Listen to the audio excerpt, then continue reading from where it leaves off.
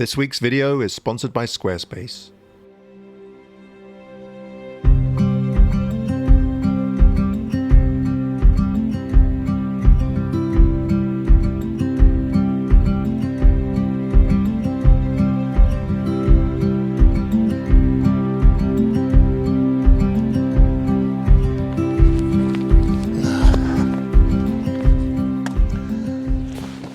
Hello everybody, I hope you're all doing well.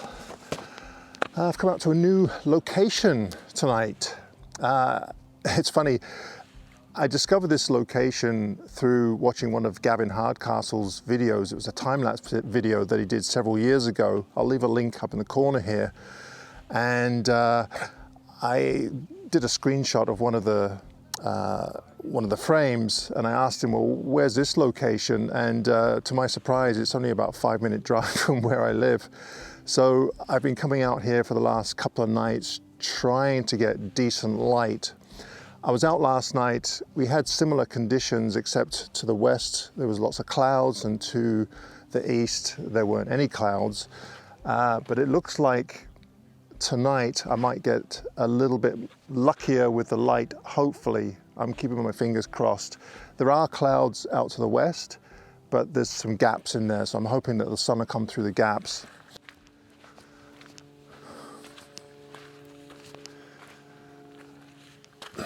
So throughout this area, there's all these neat rock formations, like this one here.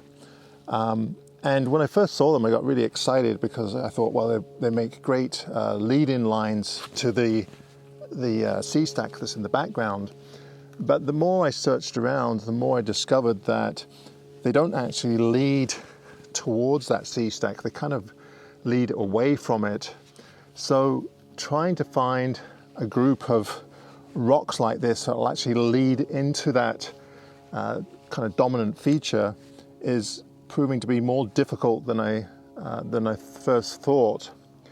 The other problem with this area is that you'll notice that, especially on the right side, or the left, sorry, the right side, the sea stack kind of melds in with the far shoreline, and without some kind of directional light, it's really hard to see that it's actually a separate entity. So you're kind of limited to the middle section where you can kind of separate that sea stack from the shoreline. But of course, in the middle area, there aren't as many rocks, so that's proving to be a little bit difficult as well. So with a bit of directional light, it would probably be easier to separate those areas, I would imagine. We'll see. And then of course you can see on the outskirts of this whole bay here, there's all these fancy houses, which I don't mind including in the frame, but if I could take a shot without these houses, that would be even nicer.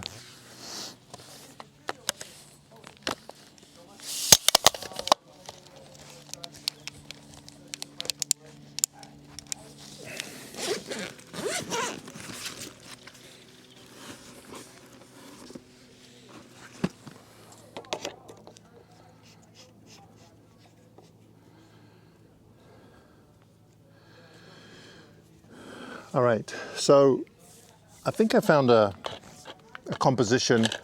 The only problem with it is that it kind of melds in with the far background towards Rathtrevor Beach, which I'm not that keen on. But if we do get a little bit of light, then that will really help. As it is right now, it's not helping at all. So I'm just going to set up and wait for the sun to hopefully come through just a little bit anyway, to give a little bit of depth to the image and separate that sea stack from the background. So what I'm trying to do here is, there's some really nice boulders in the foreground, and then there's a bit of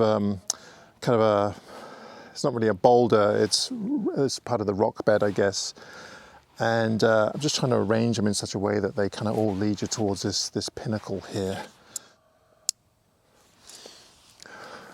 Well, it's a little frustrating because the light is not cooperating. It looks like it's clouding over to the west. So I might be out of luck again. I don't think we're going to get that directional light that I was after, which is too bad because the composition's actually pretty good.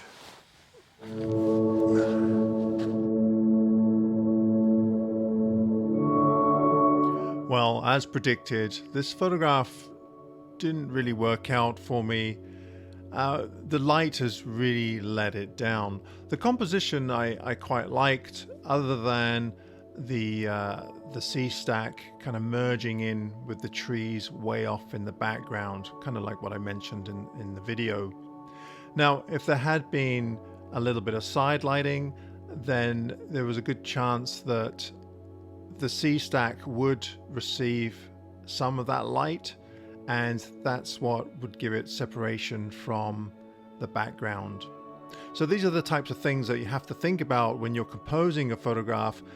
Again, even though we're standing there and we know that the line of trees is, you know, a kilometer or so behind the sea stack, because it's a two-dimensional photograph, sometimes it's very unclear as to where those lines of separation are, and that's where light comes in. Light would have been really nice on the foreground as well, on those boulders, to give them some dimension and shape. So it's not a bad composition, but it's definitely a place that I would return to in better light.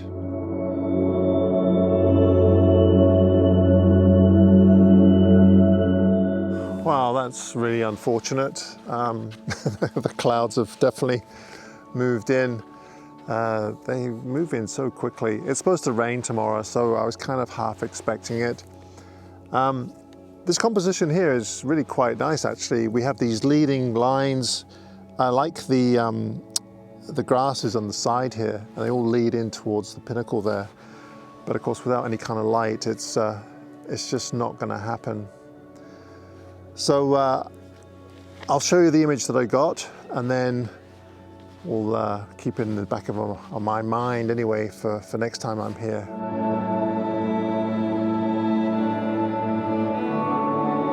Now, in terms of composition, I think this works quite well for the sea stack, because of course now it's not merging with any of those trees or mountains in the background.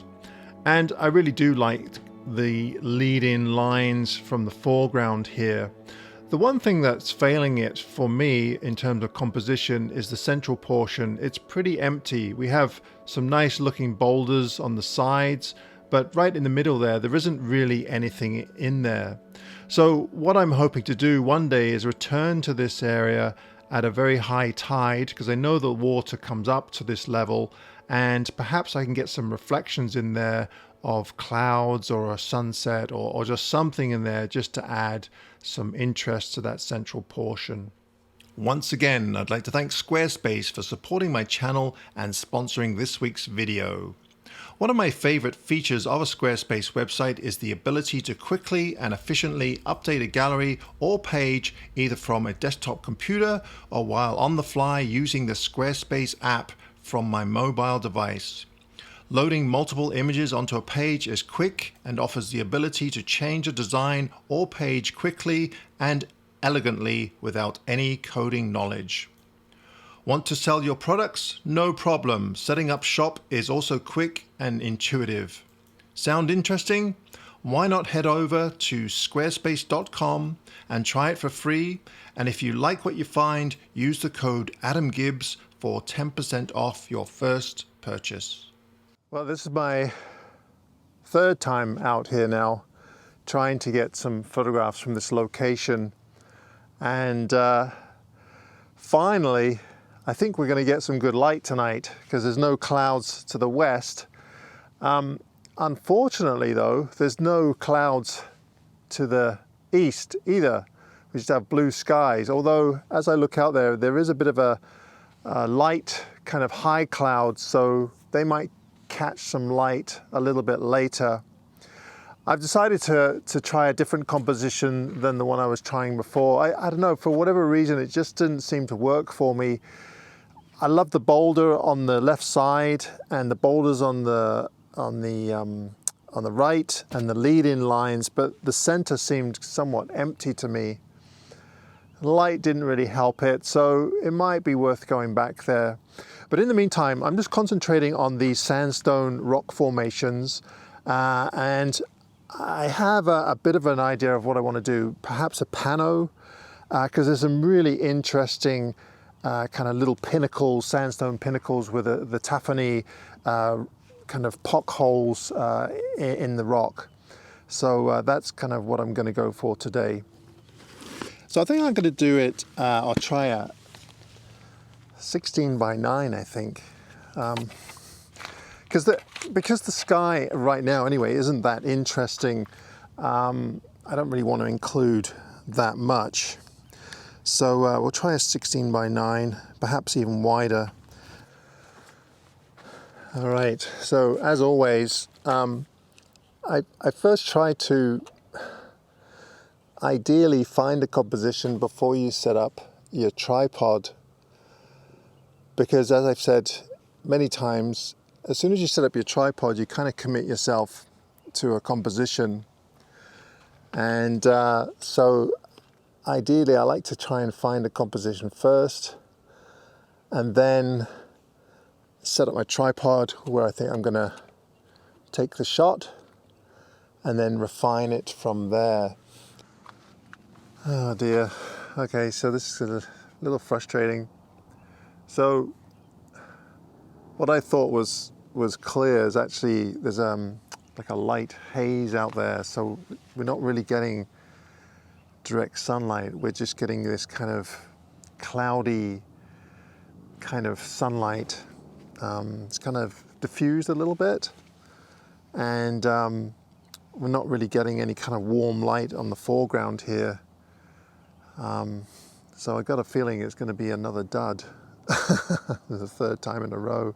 You know, I guess the good thing is at least I don't live that far from here, so but yeah, it's a little frustrating.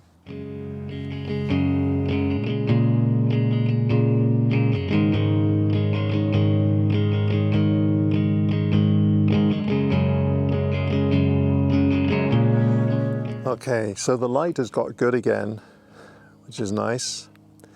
That cloud has seemed to have moved, but I'm shooting right into the sun now, and of course that's causing some problems.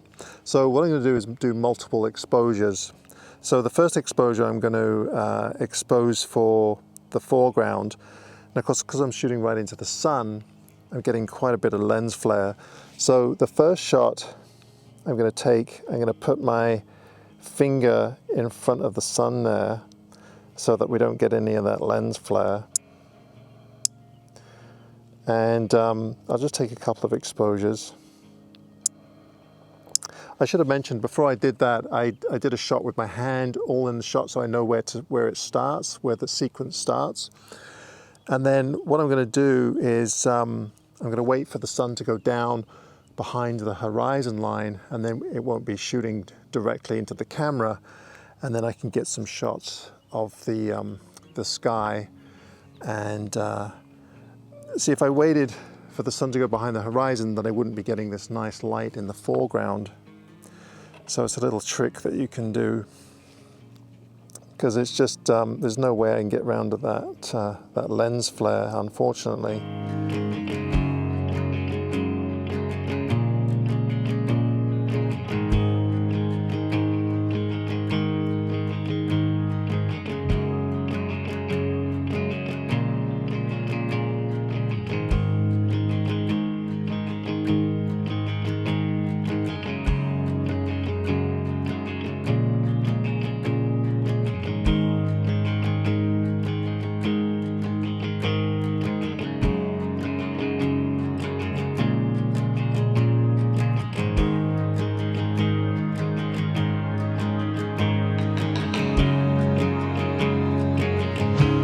Thank you once again, everybody, for tuning in to this week's video. If you enjoyed the video, be sure to give me a thumbs up. For those of you that are interested in seeing how I blended those two photographs into one, I've put together a video for my membership. If you're interested in the membership, follow the links down below. Also, for those of you that are interested, my book, Quiet Light, is in its third printing and can be found at kozubooks.com. Just follow the link down below. Also offered at Kozu Books is my first zine, Aspen.